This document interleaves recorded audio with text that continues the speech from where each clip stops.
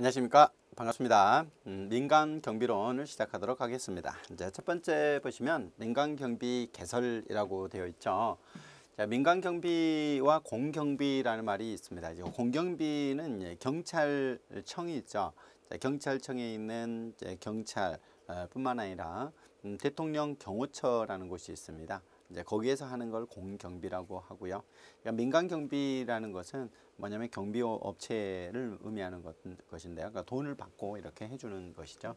자, 민간 경비의 의의를 보면은 개인이나 특정 집단이 이렇게 의뢰인의 생명이나 재산 등을 보호하기 위해서 일정한 요금을 의뢰자로부터 지급받고 각종 위해로부터 신체 재산을 보호하는 도급관계다. 경비 업체가 있죠. 민간 업체가 있고, 예를 들면 아파트라고 보시면 아파트가 있다. 그럼 아파트에 이제 경비원이 필요하잖아요. 그러면 경비 업체에서 이 경비원을 이쪽으로 이제 보내주고 대신 거기에 대한 돈을 받는 그런 형태가 되겠습니다. 근데 이제 법인이 할 수도 있겠고, 그 다음에 이제 개인이 할 수도 있겠다. 이제 그런 측면이 이제 개념은 민간 경비가 그렇다는 거예요. 그런 이제 민간 경비의 개념은 이제 두 가지가 있는데, 이게 형식적, 실질적 의미의 경비의 개념이 먼저 있어요. 그러면 이 두 개를 구별하는 부분을 이제 출제를 하곤 하거든요. 자, 그러면 이 형식적이라는 거는 뭐냐? 결국 실무적인 개념이에요. 이게 그러면 경비업법에 의한 개념인데, 허가받은 법인이 경비업법에 규정된 업무를 수행하는 활동이다. 자, 그러니까 실제 어떤 이 실무적인 개념이죠. 근데 실질적 의미 실질적 개념은 뭐냐? 개인 단체의 생명과 신체 재산을 보호하고 사회적 손실 감소 질서를 유지하기 위한 일련의 활동을 의미한다라고 이렇게 돼 있죠. 그러니까 사이버 보안 경비, 정보 보호 등도 포함된다. 이렇게 되어 있잖아요. 그러니까 어떻게 보면 형식적이라고 하는 것은 경비 업법에 규정된 수행하는 활동, 결국 공경비와 민간 경비를 개념하는 결국 이 법적인 개념입니다. 법에 의해서 이루어지는 어떤 이 실무적인 개념이라고 일단 한다면, 실질적 의미의 개념이라는 것은 이론적이고 학문적인 개념으로 어떤 활동, 작용과 관련된 개념으로 이렇게 이해를 하는 것이죠. 그러면 이렇게 개인을 보호하고 재산도 보호하고 사회적 손실도 감소시키는 이러한 일련 활동을 한다, 이렇게 보고 있어요. 자, 그 다음에 이제 광의와 이제 협의를 또 구분하기도 하거든요. 그러면 광의는 뭐냐? 광의는 모두 포괄하는 것이죠. 그러니까 방범, 범죄 예방, 그 다음에 재난 예방, 이제 화재 예방이 다 포함하는 개념인데, 협의는 뭐냐면 국민의 생명, 신체, 재산을 보호하는 질서 유지, 범죄 예방 활동, 이제 이런 걸로 들어가는 겁니다. 결국 그러면은 이제 협의의 개념은 모두 포함하는 개념은 아니고, 이제 국민을 생명, 신체, 재산을 보호하고 질서를 유지하며 그리고 범죄 예방 활동에 국한하는 것이고, 여기에서는 보면 방제나 방화까지 다 포함하는 개념이죠. 일단 넘어가실까요? 자, 민간 경비의 특성이 있어요. 민간 경비의 조직은 일반 조직과의 다른 점이 있는데, 어떤 조직과 과정이 나타난 이제 어떤 위험성, 사건의 위험성이 있잖아요. 왜냐하면 어떤 범죄 예방 활동을 하다 보면 범죄자로부터 위해를 당할 수가 있으니까. 그리고 이제 돌발성이라는 특징이 있죠. 돌발성. 그리고 기동성이라는 특징이 있습니다. 빨리 출동을 해야 돼요. 신속하게. 왜냐면 불이 났다 그러면 빨리 가야 되잖아요. 그리고 예측할 수 없는 돌발성이니까. 자, 그리고 이제 그 위에 보면 이제 영리성이 있어요. 이게 굉장히 중요한데, 공경비는 돈을 받고 하는 건 아니잖아요. 자, 근데 이 민간 경비의 경우에는 돈을 받고 경비업체에서 경비를 보내주는 것이니까 영리성, 여기다 비영리 이렇게 하면 틀리겠죠. 비영리가 아니고 영리성이 특징이다. 민간 경비는 의뢰인에게 일정한 비용을 받아요. 그러니까 이제 의뢰인으로부터 돈을 받고 경비 서비스를 해주는 것이니까 영리성이 특징이죠. 다만 민간 경비도 범죄 예방, 질서 유지, 범죄 예방을 주면서 공익성과 공곡성도 같죠. 그러니까 민간 경비라고 해서 전혀 공익성이 없는 건 아니다라고 보시면 되겠고, 자, 그 다음에 강제력은 어떠냐? 공경비에 비해서 한정된 권력을 갖고 있죠. 그러니까 공경비는 강제성이 더 크죠. 그러나 민간 경비는 함부로 이렇게 강제를 행사할 수 없기 때문에 제약이 많다, 이 말이고요. 특정 고객에 대한 서비스를 제공하죠. 의뢰를 받아요. 그러면 공경비는 모든 국민을 대상으로 한다면, 민간 경비는 의뢰를 받은 자에게 이제 대가를 받은 만큼 서비스를 제공해 주는 거거든요. 이제 그런 점에서 특징이다, 이렇게 보면 되고요. 그다음에 이제 민간 경비의 주체가 나와요. 고객의 의뢰를 통해서 보수를 받고 이렇게 경비를 해주는 거잖아요. 이제 제공 주체가 되려는 자는 경비 업무를 특정해서 법인 주사무소의 소재지, 그래서 주사무소의 소재지 지방경찰청장 허가를 받아야 돼요. 그래서 민간경비업을 하려면 누구 허가를 받아야 돼? 지방경찰청장의 허가를 받고 해야 된다. 자, 목적은 결국 시설물을 보호하고 고객의 생명, 신재산을 보호하는 게 가장 큰 목적이라고 볼 수 있겠죠. 민간경비라는 게 아파트 생각하면 돼요. 아파트를 보호해주고 그리고 아파트 주민들이나 고객을 재산, 생명을 보호해주는 것이다. 그다음 넘어가시겠습니다. 자, 민간경비의 보호 대상 경비원의 역할이 나오는데 그러면 이제 민간경비는 모든 자가 아니고요. 특정 고객을 대상으로 해요. 이제 공경비의 경우에는 모든 국민을 대상으로 하겠는데 민간경비의 경우에는 의뢰를 한 특정 고객만을 대상으로 하고요. 그다음에 역할을 보면 현행범 체포는 누구든지 할 수 있잖아요. 아파트에 지금 이제 경비를 서고 있는데 도둑이 들었다. 그럼 현행범 체포는 사인도 가능하기 때문에 결국 민간경비도 현행범 체포는 할 수 있다. 당연합니다. 현행범 체포는 할 수 있어요. 근데 현행범 체포 이외에 뭐 긴급 체포를 할지 이걸 하면 안 되겠죠. 자, 경비원의 법적 지위는 사인이다. 그러니까 거의 경비원은 공무원이 아니잖아요. 일반인과 유사하다. 따라서 민간경비원은 법집행권은 인정되지 않아요. 법집행권. 법집행권 없고요. 그 다음에 모든 수사권 이런 거 없죠. 수사를 할 수 없어요. 그러나 현행범 체포 요거 하나 할 수 있다는 거죠. 법을 집행하거나 수사를 하거나 이건 안 돼요. 자, 그다음에 중요한 부분이 이제 민간경비 업무의 종류예요. 이거는 이제 경비업법이라는 과목 2차 과목에서도 뭐 거의 중요하죠. 여기서도 꼭 알아야 되는데 5가지가 있어요. 시, 호, 신, 기, 특 이렇게 5가지가 있습니다. 자, 시설 경비라는 것은요. 이제 시설이나 장소도 들어가요. 아파트랄지 그거. 그다음에 이제 시설 경비는 장소도 들어갑니다. 예를 들면 다른 많이 모이는 곳이 있잖아요.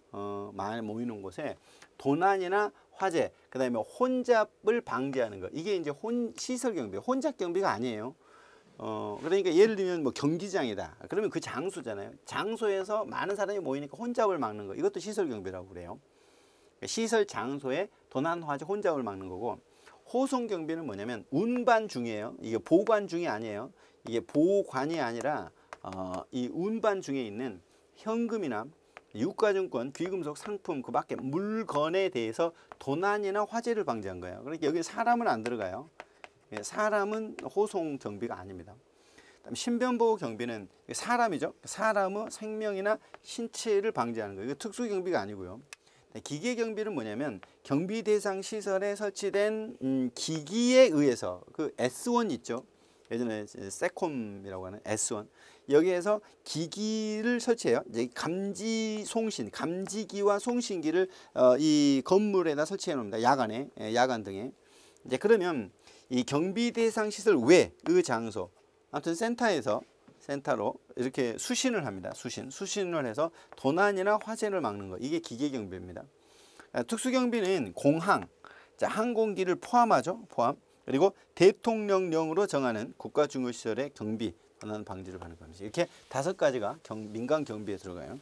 자, 그럼 민간 경비 공공성을 보면 민간 경비도 이제 범죄 예방 활동을 하죠. 국가나 지방자치 임무이기도 하지만 민간 경비도 범죄 예방을 임무로 합니다. 다만 특정 의뢰자의 대상으로 한다는 점에서 이렇게 공경비와 좀 차이점이 있고요. 그다음에 질서 유지 활동도 해요. 그러니까 사회의 평온 유지하기 위한 사전 예방 활동이라고 이렇게 이제 볼 수 있습니다. 그다음에 위험 방지 활동이겠죠. 그러니까 자연적, 사회적 위험으로부터 아파트 주민들을 보호하고 화재를 예방한다, 도난 방지한다 이런 것이 있어요. 결국 공공성이 있다는 거죠. 민간 경비원들 경비업도 범죄 예방, 질서 유지, 위험 방지 활동한다. 자, 넘어가시죠. 공경비를 보시면요, 이제 민간 경비와 공경비. 그래서 민간 경비를 볼 때 이제 공경비와 비교되는 개념인데, 공경비는 주로 경찰이나 경호처에서 담당하는 거겠죠.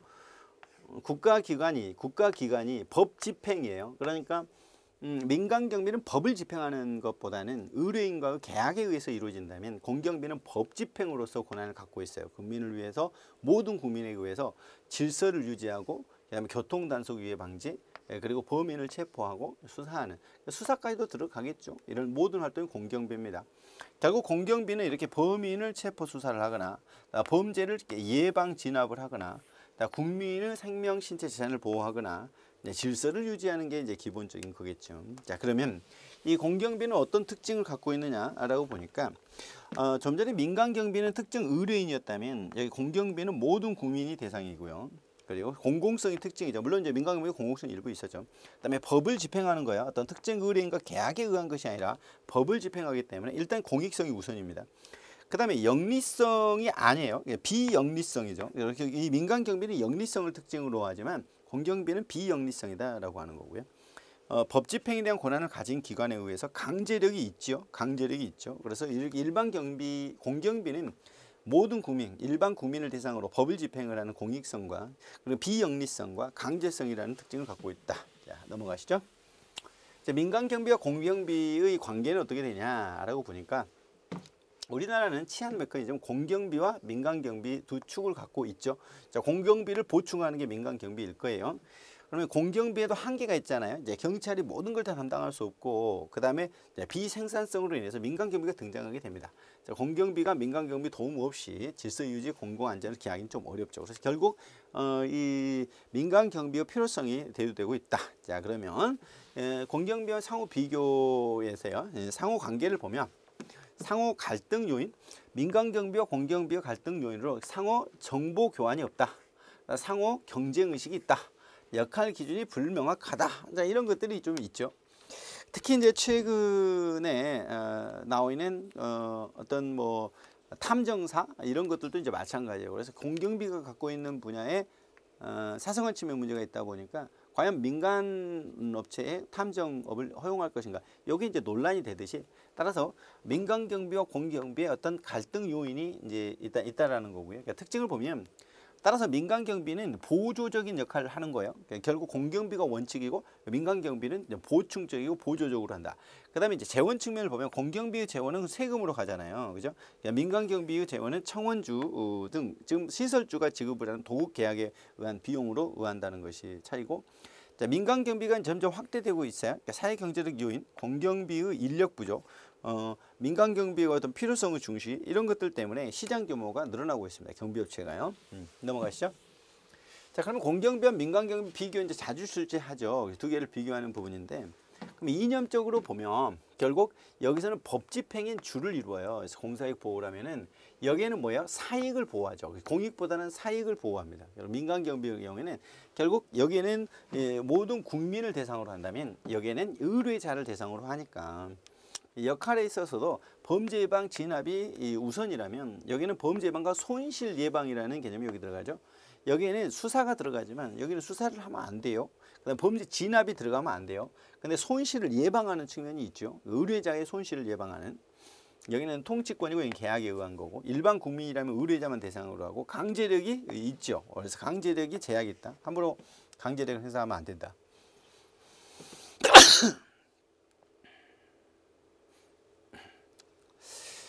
전달 조직 보면은 이제 주체입니다. 주체. 자, 공경비와 민간경비의 주체는 국가지방자치단체라면 여기는 영리기업이죠. 그래서 영리성을 특징으로 한다는 거 잘 아셔야 되겠고, 그 다음에 무기휴대가 되지만 여기는 무기휴대가 함부로 하면 안 돼요. 근데 특수경비원은 무기휴대가 돼요. 특수경비원은 무기휴대가 되지만 나머지는 안 돼요. 이제 그 다음에 일반 원칙적 권력을 안 갖고 있죠. 자, 다음으로 갈까요? 넘어갈까요? 이제 공경비와 민간경비의 공통점도 잘 나와요. 여기에 보면 일단 범죄 예방이라는 측면은 공통점이죠. 질서 유지라는 것도 공통점이고요. 그다음에 재산의 손실을 예방하거나 위험을 방지하는 것, 이거는 공통점이에요. 그러나 법을 집행하거나 수사를 하거나 이거는 차이점이라고 되겠는데, 보면 차이점을 보면 공경비는 국가지방자치단체인데 민간경비는 민간기업 영리단체다. 공경경비는 일반 국민을 대상으로 하는데 일반 경비는 특정 고객을 대상으로 하더라. 공경비는 이런 법 집행을 갖고 있지만 공경비는 한정됐다라고 하는 거고, 공경비는 어떤 수사를 할 수 있죠. 하지만 민간경비는 손실을 예방하는 거지 수사를 할 수는 없죠. 그 다음에 법령의 근거에서 이루어지지만 공경비는 계약에 의해서 이루어지겠죠. 이런 측면에서 차이가 있다. 그래서 아무튼 이 차이점, 공통점 이거는 자주 출제하기 때문에 꼭 정리를 하셔야 됩니다. 다음 넘어가시죠. 자, 민간경비의 성장 이론인데 요거는 뭐 거의 매 시험 나온다라고 보셔야 돼요. 그리고 또 어려운 부분도 있기 때문에 잘 보셔야 됩니다. 자, 그러면 민간경비가 어떻게 성장이 되느냐 하는 이 내용을 이제 물어보는 거거든요. 자, 첫 번째 나오는 게 경제환원 이론이에요. 경제환원 이론 또는 경제환원론적 이론 이렇게 이제 말을 하는데 이제 경제환원론이라는 게 뭐냐? 특정한 사회 현상의 원인을 경제적인 문제에서 찾는 거예요. 경기 침체가 됐다. 그럼 실직자가 증가하죠. 실직자가 증가하죠. 그럼 비례적으로 범죄의 발생 빈도가 증가하죠. 실직자가 있으니까. 그러면 거기에 대해서 범죄가 늘어나면 어떻게 돼? 그걸 범죄를 막아야 되니까 민간 경비가 성장한다 이런 말이에요. 그러니까 경제적인 문제에서 바로 민간 경비 발달을 찾는 건데 일단 보면 첫 번째 어떻다고요? 경기가 침체된다고. 경기가 침체되면 실업이 많아진다고. 실업이 많아지면 범죄가 증가한다고요. 범죄가 증가해요. 범죄가 증가하니까 범죄를 예방해야 되잖아.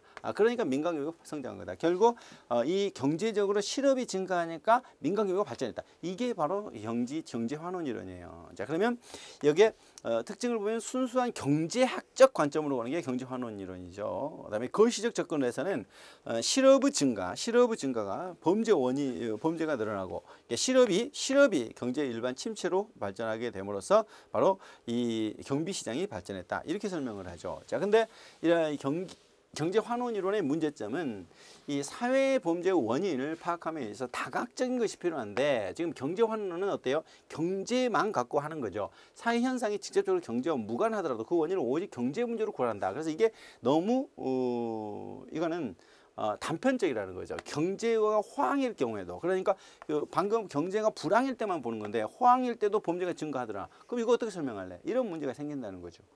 경제 환원론은 경기 침체일 때는 설명이 된다고 치자. 근데 경제가 호황일 때도 범죄가 증가하는데 그거 어떻게 설명할래? 이거 설명을 못하는 문제가 생기는 겁니다. 자, 그 다음에 공동화 이론이 있어요. 공동화 이론이 있습니다. 공동화 이론은 뭐냐면 이제 경찰이 이제 법에 정한 역할 기능이 있잖아요. 근데 한계가 있어요. 요게 부족한 부분이 있죠. 부족한 부분, 사각지대가 있다는 거예요. 이 경찰이 미치지 못하는 영역. 여기서 이 공이라는 말은 비일공짜거든요. 비일공짜. 비어진다는 거죠. 그래서 이게 보완하거나 대체가 돼야 된다. 그래서 민간이 발전했다 이거죠. 그러니까 아무튼 이 공경비가 지금 이제 사각지대가 있다는 거죠. 공경비의 사각지대가 생겨서 민간경비가 성장한 거다. 그러면 공경비가 못하는 부분을 막아줘야 된다 이런 거죠. 따라서 민간경비는 경찰이 수행하는 본래 기능 역할에 나타나는 한계를 보완하는 거죠. 보충하는 거죠. 이 공경비의 사각지대를 메우는 거죠. 공경비와 민간경비는 상호 갈등이 아니라 상호 보완적인 관계라고 설명합니다. 경찰이 범죄 예방, 통제 같은 서비스를 제공할 수 있는 능력이 감소됨으로써 결국 사각지대가 발생하고 이런 보완해 줘야 된다. 특징은 바로 사회적 관점이에요. 좀 전에 경제환원 이론이라는 것은 정치적 관점으로 봤다면 이 공동화 이론은 사회적 관점에서 설명하면서 치안 사각지대, 경찰력이 미치지 않는 사각지대를 해소하기 위해서 민간경비가 발전한 거다. 이렇게 설명을 합니다. 다음 넘어가 보시면 이제 이익 집단 이론이 있어요. 이익 집단 이론. 민간 경비도 하나의 독립된 이익을 추구하는 집단이라는 거죠. 경비업체도 자신의 세력을 강화하기 위해서 이제 규모를 팽창함으로써 성립한다. 결국 이익을 추구하는 단체다. 민간 경비업체도 그러면 자기 이익을 위해서 세력을 확장해서 단체가 된 거다. 플레비는요, 그냥 내버려 두면 보호받지 못한 채로 방치되는 재산을 민간경비가 보호한다고 보는 이론으로 민간경비의 존재 이유를 이익 집단을 이 이론을 통해서 설명한 것이다 라고 하는 거죠. 자, 보시면 그냥 내버려 두면 보호를 받지 못한 채로 이제 방치될 재산이 있다는 거죠. 방치될 재산이 있어요. 그러니까 예를 들면 이런 겁니다. 자, 여기에 지금 1억의 재산이 있어요. 근데 내버려 두면 일단 화재나 도난을 당할 수가 있죠. 그러니까 여기에 이제 경비 업체에다가 계약을 통해서 예를 들면 뭐 3천만 원을 주고 이렇게 계약을 맺었다. 그럼 3천만 원을 주고 이 1억을 보호한다 이거지. 자, 그러면 7천만 원은 이득이잖아. 그러니까 이 민간 경비는 바로 이 이익 집단에 의해서 자체 발전한 거다 이거요. 그럼 보시면 경제환원론 공동화 이론과는 달리 민간경비를 독립된 행위자로 인식하는 거야. 민간경비는 어떤 경제의 영향을 받거나 또는 경찰의 사각지대 이게 아니라 어떤 독립되고로 설명한 게 프레벨 이론이에요. 민간경비는 고유한 이해관계를 갖는다. 집단 이익을 극대화한 거다. 그리고 민간 경비의 양적 성장은 초기 단계에서 일어나고 궁극적으로 이익 집단으로서 내부적 결속, 제도화, 조직화의 결과에 의해서 세력 입지를 강화하게 된다. 결국 성장은 원동력이다. 결국 어떤 집단 이익을 극대화하고 그리고 어떤 이 성장의 원동력을 삼는 이게 이익 집단 이론이라는 거지. 이거는 결국 핵심은 바로 독립적으로 발전한다 이런 거죠. 그게 바로 앞에 봤던 경제 환원론이나 또는 공동화 이론과 다른 점입니다. 다음 넘어가시겠습니다. 수익자 부담 이론이 있어요. 수익자, 이익을 보는 사회 구성원 개개인 차원의 안전과 사유재산 보호는 해당 개인이나 집단, 그러니까 내 거야, 내가 불안해, 그러면 내가 보호를 해야 되잖아. 스스로 감당한다. 그래서 내 안전은 내가 지키는 게 원칙이라는 이론. 이게 수익자 부담 원칙이다. 따라서 자신의 편익을 위한 비용은 수혜를 받은 개인이나 기업이 부담해야 한다는 거예요. 자본주의 사회에서 공경비가 갖는 근본적인 성격, 역할, 기능에 관하여 통념적인 인식의 의문을 제기하면서 출발하고 있는 이론입니다. 그래서 경찰의 공권력 작용은 원칙적으로 질서 유지나 체제 수호와 같은 거시적 측면에 있다. 그러면 개인적 측면은 어떠냐? 개개인 차원은 개개인이 해야 된다 이거죠. 개인이나 집단이 스스로 해야 된다. 결국 원래 경비라는 것은 개개인이 스스로 하는 게 원칙이다. 이게 바로 수익자 부담 원칙이죠. 자기들이 이익을 받는 거니까. 자, 수익자 부담 그러니까 아까 공동화 이론은 이거죠. 원래 경비는 경찰이 하는데 공경비가 하는데 그게 사각지대가 있으니까 민간경비가 발전한 거다. 이렇게 보는 거죠. 그러나 여기에는 수익자 부담 원칙은 그렇지 않다. 수익자 부담에 입각한 회사 등의 안전과 보호는 민간 경비가 부담해야 된다. 그러니까 원래 공경비가 아니라 민간 경비가 부담하는 게 맞다. 개인이나 단체의 사유산적 보호는 자신이 책임져야 한다. 따라서 경찰은 체제 수호와 같은 역할에 한정이 되고 거시적으로 경찰의 공권력 작용은 거시적 측면에서 수행돼야 하고 개인 영리 사업은 무제한 동원해서는 안 되고 수익자인 개인이 하는 게 맞는 거다. 이렇게 이제 보는 거죠. 넘어가실까요? 공동 생산 이론이 있어요. 공동 생산 이론. 현재 수많은 사회 문제 극복을 위해서 경찰력이 지속적으로 증대를 하고 있잖아요. 범죄방 통제를 하고 하는 것만 아니라 민간 부분도 성장한다. 이게 공동 생산이에요. 왜? 이제 사회 문제가 많아지니까. 사회 문제가 많아지니까 경찰도 필요하고 민간경비 필요하다 이런 거죠. 기존의 경찰이 안고 있는 한계를 일부 극복하고 시민의 안전 욕구, 시민의 안전 욕구는 점점 커진다는 거죠. 그래서 민간 부분은 능동적인 참여를 다각적으로 유도를 해서 민간경비의 공경비의 보조적 차원이 아니라 주체적 차원으로 인식하는 거예요. 결국 앞에서 공동화 이론은 보조적 차원에서 이해를 하잖아요. 근데 여기는 주체적 차원으로 이해하는 게 공동생산 이론. 함께. 민간경비의 능동적인 참여를 중시하는 게 바로 공동생산이죠. 주체적 차원을 인식을 하고 치안 서비스 제공은 경찰의 역할과 민간경비 공동 참여로 이루어진다. 자, 민영화 이론입니다. 자, 민영화 이론 아웃소싱이라고 하는데 국가 독점에 의한 비효율성. 결국 이 국가에서 하게 되다 보니까 열심히 노력 안 한다는 거죠. 북한을 본 것처럼 비효율성이다. 그럼 시장 경제 논리에 의해서 민영화로 가거든요. 아웃소싱이라고 하는데 민간의 역할 증대를 통해서 민간 경비가 증대되었다고 봅니다. 자, 민영화는 세계적인 추세다. 우리나라도 2010년 최초로 설립된 소망교도소, 이게 이제 민영교도소거든요. 민영화의 대표적 사례라고 볼 수 있는 거죠. 1980년 복지국가 이념에 대한 반대적 입장에서 시장 경제 논리를 도입해서 국가 독점에 대한 비효율성. 그러니까 국가가 독점하면 비효율성이에요. 북한 보면 알 수 있잖아요. 효율성이 낮아요. 국가가 모든 걸 독점해버리면. 자, 자율적인 경쟁 개념을 도입해 국민들이 자율적 경쟁 개념이에요. 국민들이 서비스 공급을 참여할 수 있고 서비스 선택의 폭을 확대시켜준다. 공공지출과 행정비용의 감소 효과를 유발하기 위한 방법이다. 비용 절감을 위하여 공경비를 줄이는 대신 민간경비 역할을 증대하자. 이렇게 되죠. 자, 넘어가실까요?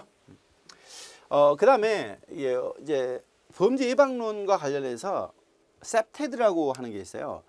CPTD인데 이제 Crime Prevention through Environment Design 이렇게 줄여서 하는 거거든요. Crime Prevention 범죄를 예방한다. through 뭐를 통하여 Environment 환경적인 디자인을 통하여 환경 디자인을 통해서 이렇게 범죄를 예방하자 이거예요. 그러니까 이제 뭐 울타리도 치고 뭐 이제 이렇게 하게 되면 이제 범죄를 줄여든다 이런 내용인데 물리적 환경을 개선을 해서 시민의 질을 향상하는 거죠.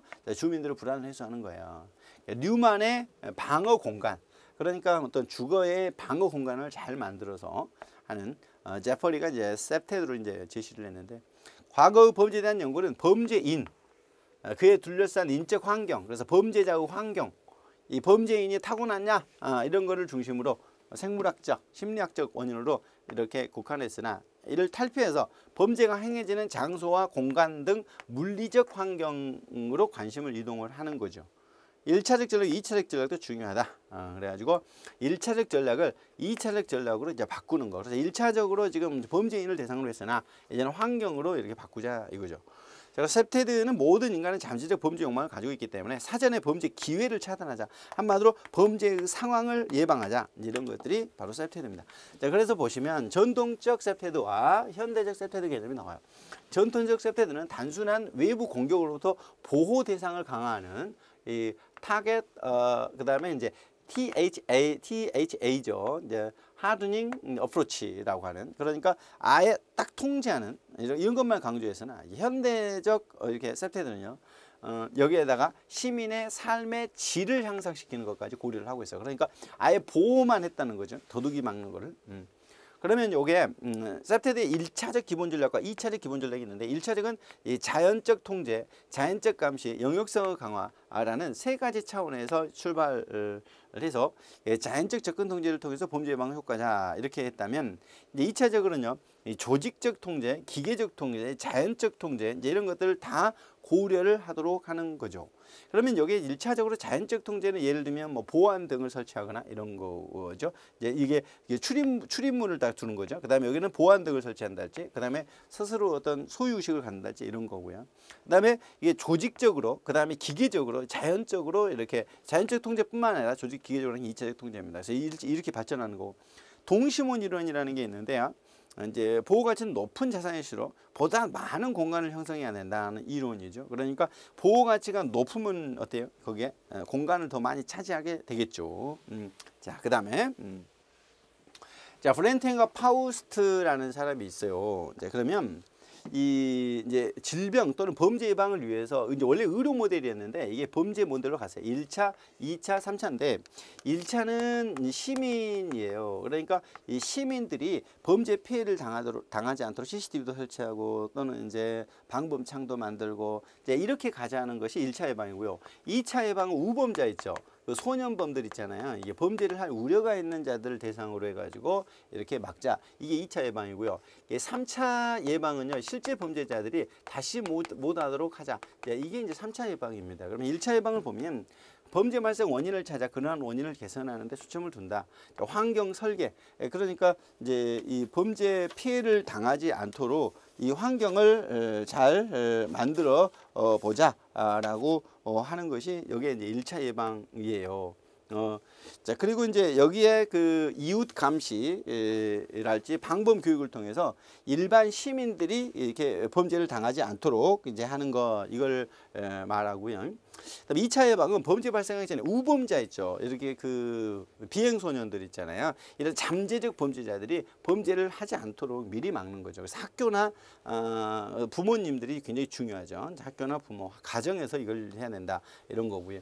그다음에 3차 예방은 이제 실제 범죄자들을 대상으로 합니다. 실제 범죄를 범한 대상자로 해서 범죄로 나가지 않도록 체포, 기소하고 처벌하고 교육하고 사회봉사하고 이런 것들이고요.